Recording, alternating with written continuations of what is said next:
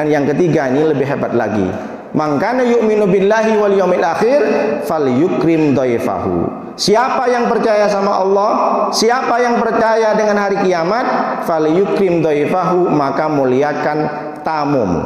Berarti memuliakan tamu, berbagi kepada tamu, salah satu bentuk daripada sempurna tidak iman seseorang. Kalau kita masih belum bisa menghargai tamu, maka kita belum tentu termasuk orang yang beriman kepada Allah, belum termasuk orang yang sempurna bahwa dia percaya dengan hari kiamat.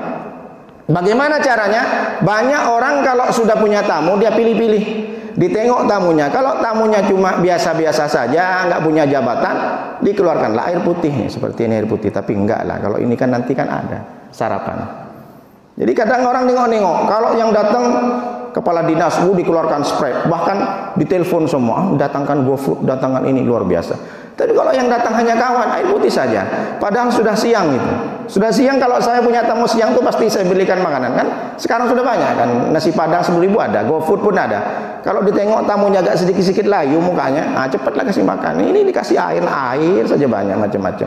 Tapi sekali datang wali kota, datang sekda, datang kepala dinas, datang Pak Lurah, dikeluarkan semuanya. Bahkan bela-belain beli buah yang mahal. Ini kan kadang salah, dia beda-bedakan. Berarti kalau masih ada orang yang seperti ini, dia tidak mengamalkan hadis ini. Namanya tamu ya tamu, tetap sebagaimana kita juga hargai.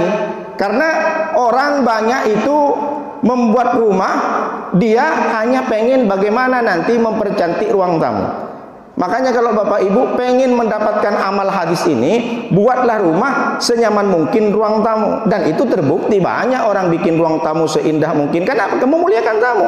Salah satu memuliakan tamu seperti itu, dia bikin nyaman tamu. Ini kadang ada orang bikin rumah, sudahlah gembok 3, pagar 1 gembok, sini pintu terasnya digembok, pintu masuk ke dalam pun digembok. Belum lagi pagarnya sejauh mata memandang, tinggi. Setelah pagarnya tinggi, dikasihlah guguk di situ, dikasih anjing. Gimana orang mau tamu? Sampai 3 lagi anjingnya itu. Jadi orang jangankan mau bertamu, lewat aja udah sakit hati. Jadi sudahlah bikin rumah gemboknya 3, pagar sejauh mata memandang tinggi, bukan main tutup semua nih. Ditutup pakai teralis, ditutup lagi pakai plat lagi, gelap. Ada anjing pula di dalam. Rumah yang punya rumah pun jarang pulang. Sekali pulang mengaum mesti anjing itu, udah lupa sama yang punya rumah itu. Na'udzubillah min dzalik. Jadi sekarang niatkan ibu-ibu, kalau ruang tamunya belum cantik-cantiklah, semampu aja. Tapi jangan memaksa diri, karena berarti Allah kirimkan tamu itu karena ingin memuliakan rezeki yang kita miliki. Intinya mensucikan rezeki kita. Jadi kalau ada orang tamu bertamu ke tempat kita, berarti memang itu sudah Allah gerakkan. Setidaknya kita mungkin sudah lama tidak berbagi, dikirimlah seorang tamu datang ke rumah. Jadi ini kalau sudah tahu hadis ini, maka ketika kita menyiapkan ruang tamu itu juga pahala besar. Salah satu bentuk daripada kita memuliakan tamu adalah bentuk kesempurnaan iman kita. Karena zaman dahulu, di zaman Rasulullah SAW, orang bertamu ke sahabat itu, dari saking memuliakannya seorang sahabat itu, dia keluarkan makanan yang jatah istri sama anaknya.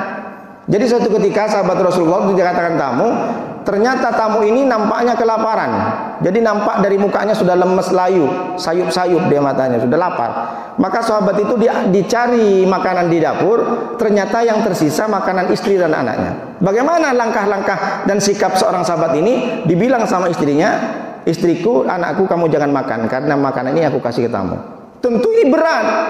Akhirnya apa yang terjadi? Dibikinlah bunyi piring-piring di dapur dan dimatikan lampunya. Jadi biar tamunya seakan-akan tahu bahwa di dalam dapur anak dan istrinya sedang makan. Ini kan luar biasa. Tapi juga disampaikan oleh Imam Ghazali. Bagaimana kalau ada santri Imam Ghazali nanya, bagaimana kalau tamu itu setiap hari datang atau setiap minggu? Ketika pertama dia datang dikasih makanan, rupanya keenakan dia, setiap minggu datang. Bagaimana Imam?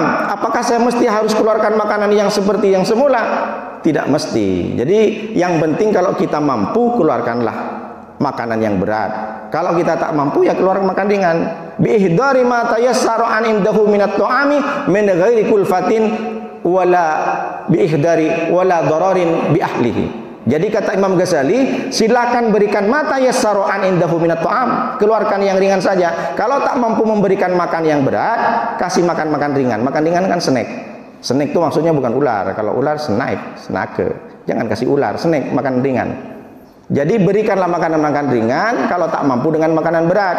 Yang penting tidak memaksa, min ghairi kulfatin wala idrarin bi ahlihi. Tidak mudarat. Tapi zaman sahabat ada. Lalu apakah hadis ini hanya semata-mata Nabi yang mengatakan? Tidak.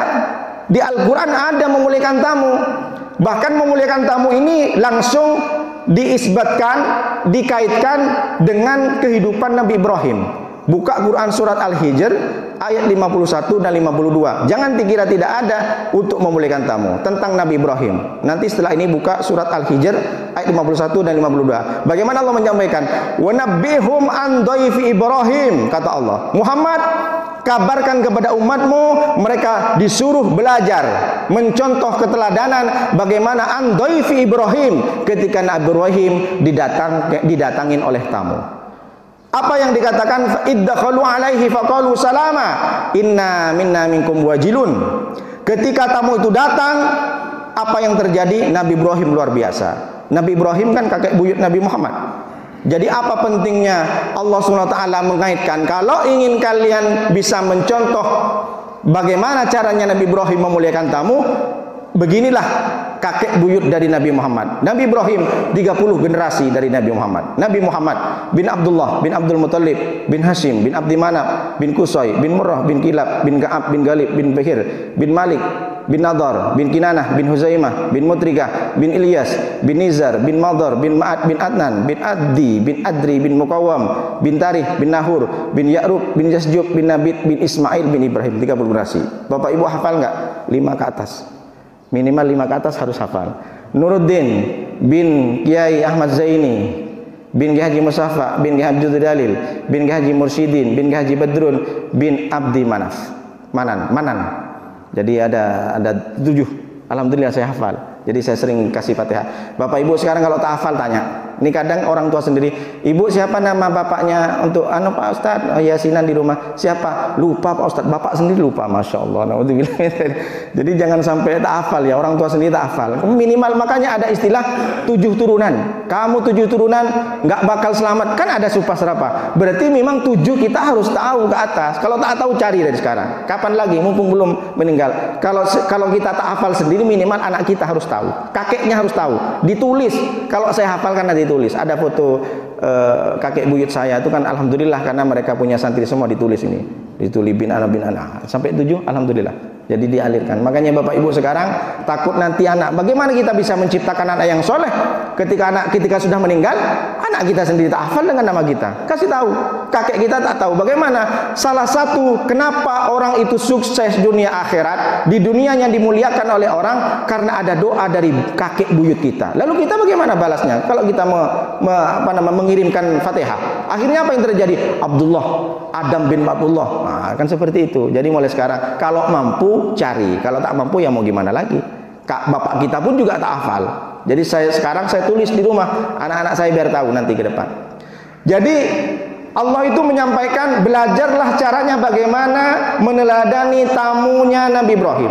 Dulu Nabi Ibrahim ketika sudah di ujung harapan, dia sudah tidak punya anak. Nabi Ibrahim pada waktu itu sudah umur sekitar hampir 100. Lalu kemudian Siti Sarah itu umur sekitar 89, 90. Datanglah tamu, ada yang mengatakan 5, ada yang mengatakan 4. Anggaplah 5. Tamu ini 5 datang ke Nabi Ibrahim, ketok-ketok. Iddakhalu alaihi faqalu salam. Assalamualaikum. Tengah malam, sekitar jam 2, jam 3. Ibu-ibu, bapak-bapak kalau ada tamu, malam-malam ketok pintu kira-kira dibuka enggak? Jam 2, jam 3. Dibuka tidak? Enggak ya, hati-hati. Atau minimal dia memanggil salam, Assalamualaikum, kira-kira dijawab enggak kalau kita dengar? Dijawab meskipun tak, karena menjawab salam itu wajib. Di surat An-Nisa ayat 86. Wa idza huyitum bi tahiyatin fahayyu bi ahsan minha aw rudduha. Ketika engkau sudah diberikan penghormatan dalam Islam, bi tahiyatin dengan salam penghormatan yang baik, fahayyu bi ahsan minha, maka balaslah. Jadi kalau menjawab salam itu wajib, perintah Allah, bukan cuma Nabi. apapun caranya kita jawab, waalaikumsalam. Jadi malam-malam ketok pintu tamu 5 orang ini, assalamualaikum, waalaikumsalam, dibuka sama Nabi Ibrahim. Enggak segan-segan Nabi Ibrahim, padahal udah tidur pulas dengan istrinya. Ditengok orangnya 5, nampak ini bukan orang sini. Ini kayaknya bukan orang Cipta Garden, jauh ini. Dari muka-mukanya kayaknya di pedalaman. Jadi nampak asing. Karena nampak ini orang asing, malaikat Nabi Ibrahim ini sibuk, dia langsung tanya sama Siti Sarah, gimana, ada makanan? Enggak ada. Tengok di kandang, ada lembu, ada. Potong, dipotong lembu. Ini dalam tafsirnya. Dipotong lembu, dimasak gulai. Bayangkan, malam-malam itu berdua dia kerjain si sapi. Si tamu nungguin di ruang tamu, 5 orang. Malam-malam, berapa ribu tahun? 400 ribu tahun yang lalu sudah terjadi bahwa ada tamu datang ke rumah Nabi Ibrahim. Nabi Ibrahim sibuk karena ingin memuliakan tamu ini sampai nyembelih. Kalau kita ada, susah kita niru. Tak ada kita paling, jangankan kambing, mau ambil ayam potong paling enggak minimal dicari di kulkas. Itu pun kalau mau, malam-malam tak mungkin lah. Siang aja belum tentu, apalagi malam-malam.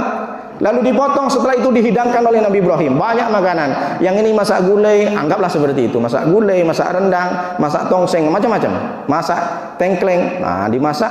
Lalu kemudian dipersilahkan, kata Nabi Ibrahim, silahkan makan, wahai para tamu. Tamunya cuma bengong aja nih. Tengok. Makanya turun ayat fa'aujasa minhum khifah. Surat Az-Zariyat ayat 24 dan 28. Fa'aujasa minhum khifah. Qalu la takhaf wa basyaruhu bi gulamin alim. Lalu kemudian turun ayat itu kepada Nabi Muhammad, diceritakan bahwa Nabi Ibrahim pada saat itu langsung takut. Karena makanan yang sudah dihidangkan tak dimakan, cuma dipelototin. Jadi kalau diinstruksikan sekarang, orang yang punya rumah itu ditengok kakinya. Ini jangan-jangan genderuwo, dia tak mau makan. Jangan-jangan kakinya itu sudah terangkat. Akhirnya diem bengong aja si 5 orang ini yang tinggi-tinggi mukanya bersinar-sinar. Akhirnya ditanya, qalu la takhaf. Si 5 orang ini karena Nabi Ibrahim sudah keringat dingin. Karena ini mungkin kayaknya bukan manusia. Qalu la takhaf. Ibrahim, janganlah kau takut. Hari ini aku datang ke sini diutus oleh Allah, kami ini malaikat. Kami tak makan. Dikasih kayak gini mana bisa kami? Enggak punya usus. Jadi tak perlu makan kami. Kami ke sini cuma mampir. Sebenarnya kami ini mau ke rumah Lut, ke saudaramu. Si Lut tuh umatnya bahaya, banyak LGBT. Kita mau kasih ujian lagi. Jadi sambil lalu aku mampir, kami mampir. Jadi tamu ini rupanya hanya mampir saja. Tugas yang sebenarnya ke Nabi Lut, saudara Nabi Ibrahim. Lalu apa yang disampaikan? Ibrahim, setelah aku menengok dari cara kamu memuliakan tamu, susah payah dengan istrinya, malam-malam seperti ini kamu masih menyempatkan nyembelih sapi, nyembelih lembu, sempatkan memuliakan, padahal jam ini sudah jamnya tidur.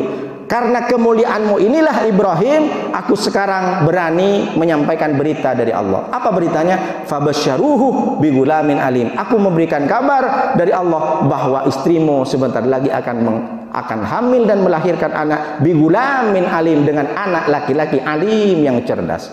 Luar biasa. Jadi Nabi Ibrahim nangis, bersimpuh, bersujud kepada Allah. Kenapa? Hal yang mustahil saja bisa. Bayangkan istri yang sudah tua renta 90 tahun, dikabarkan oleh Allah akan memiliki anak besoknya, akan melahirkan anak laki-laki. Ini luar biasa. Apa makna hikmah daripada ayat ini? Bahwa kita tak mungkin meniru Nabi Ibrahim caranya memuliakan tamu, tapi setidaknya kita bisa ambil hikmahnya. Ketika kita ingin sesuatu yang mustahil kita dapat, kita ingin sesuatu minta kepada Allah yang mustahil kita dapat. Ada orang mungkin sudah divonis dia diangkat rahimnya mandul misalkan. Secara medis, secara logika dia tak punya anak, misalkan seperti ini permintaannya. Tapi kalau kita mengerjakan sesuatu yang susah juga dilakukan oleh orang, maka mustahil Allah tidak akan mengabulkan. Allah akan pasti mengabulkan. Apa maknanya? Ketika orang lain yang susah melakukan ibadah, kita bangun tengah malam. Tengah malam kita tahajud, berapa banyak orang tidur pulas, susah orang bangun. Kita bangun tengah malam, bersujud kepada Allah, Allah akan berikan pengkabulan permintaan apa yang kita minta. Yang susah kita juga dicerna dengan logika. Ketika orang pada sibuk bekerja di waktu duha sampai duhur, kita masih sempatkan diri datang ke masjid, datang ke mushola, sujud kepada Allah, minta apa yang kita minta, sholat duha, ngaji Al-Quran meskipun selembar. Di saat orang sibuk mencari dunia, ketika itu juga Allah akan mengabulkan permintaan kita yang susah juga secara logika. Itu maknanya. Jadi kalau kita niru Nabi Ibrahim tak bisa.